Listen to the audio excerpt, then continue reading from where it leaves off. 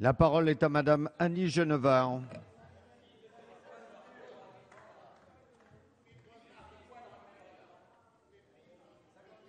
Allez, s'il vous plaît.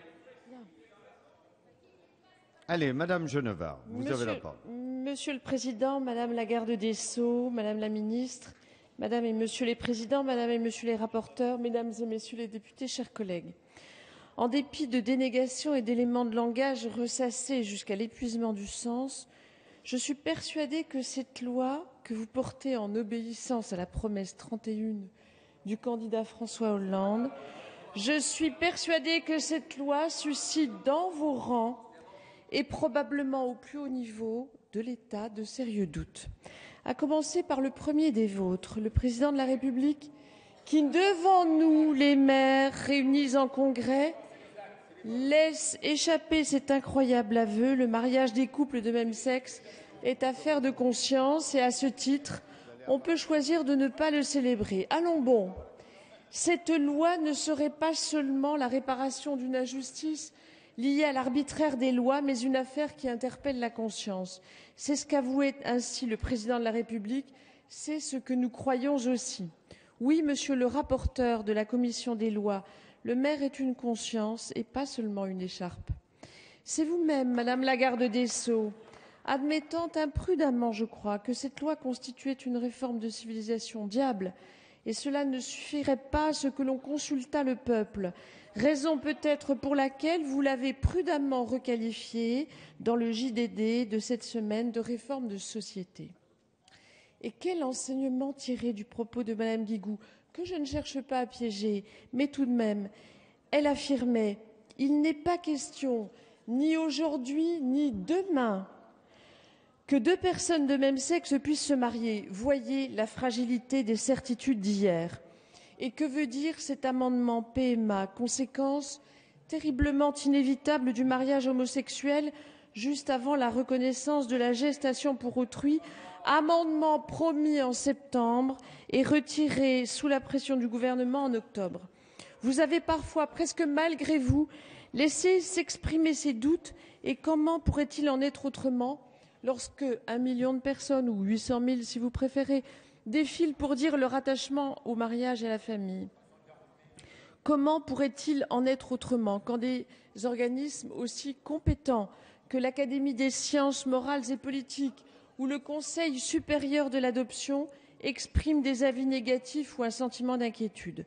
Comment enfin rester sourd aux cris de détresse de ces enfants élevés sans mère ou sans père, tel le poignant témoignage de Jean-Dominique Brunel, qui, dans un grand quotidien, explique que ce n'est pas le tabou de l'homosexualité pour laquelle, je tiens à le préciser, il faut avoir un absolu respect. J'étais d'ailleurs favorable au Pacs quand la loi a été votée. Ce n'est pas le tabou de l'homosexualité qui l'a fait souffrir, mais bien celui de l'homoparentalité. Il condamne, je le cite, l'indifférence des adultes aux souffrances intimes des enfants. Dans un monde où leurs droits sont chaque jour évoqués, en réalité, c'est toujours ceux des adultes qui prévalent, fermez les guillemets.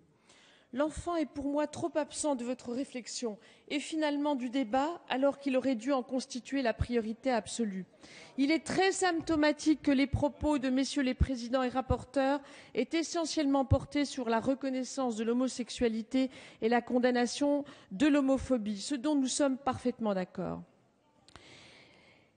Ce que vous nous proposez aujourd'hui, c'est une mutation anthropologique résumée pauvrement, à mon sens, par cette expression à la mode « faire famille ».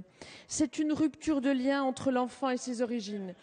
Pour reprendre les termes de Pierre Lévy-Soussan, pédopsychiatre spécialiste de l'adoption, je le cite: « Dire à un enfant qu'il est né de la relation amoureuse de deux adultes du même sexe, c'est introduire un faux dans sa filiation, c'est plaquer un mensonge sur sa filiation.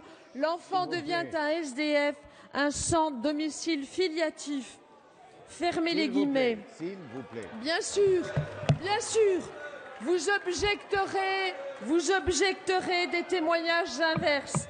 Mais à qui le doute de précaution doit-il profiter? Si vous écoutiez votre propre conscience, ne vous dicterait-elle pas d'approfondir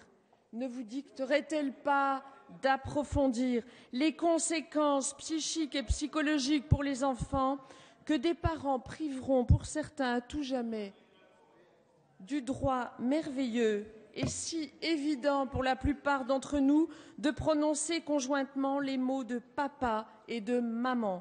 Dans le tamis de centaines d'heures de discussions et de lecture de documents sur le sujet, il reste parfois quelques phrases simples et fortes. Il m'en vient une à l'esprit. Mesdames et messieurs les parlementaires, c'est ce qui a été dit un jour dans cette enceinte. Ce n'est pas parce que vous avez le pouvoir de légiférer sur tout que vous devez légiférer sur tout. Ces doutes, si vous ne les éprouvez pas, science sans conscience n'est que ruine de l'âme. C'est que vous êtes des apprentis sorciers, c'est grave. Mais si vous les éprouvez et que vous les muselez, c'est plus grave encore. Et l'histoire humaine, comme l'a si bien dit notre collègue Nestor Azero, vous en demandera raison. Merci, Madame Genevard.